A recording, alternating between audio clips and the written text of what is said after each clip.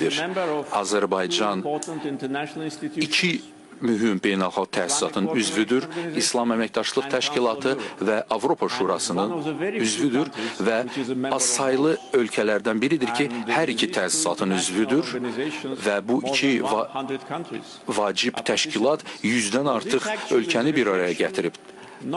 Bu, bizim təkcə coğrafiyamızın və mədəniyyətimizin göstəricisi deyil, eyni zamanda bizim siyasi niyyətlərimizin nümunəsidir. Çünki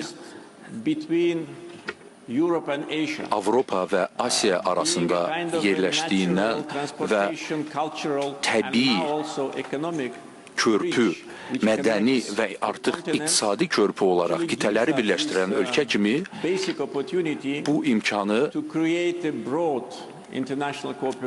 bu imkan bizə verilmişdir və biz regionumuzda beynəlxalq əməkdaşlığın təmin edilməsi üçün səylər göstəririk və hər bir ölkə üçün coğrafiya hər şey deməkdir.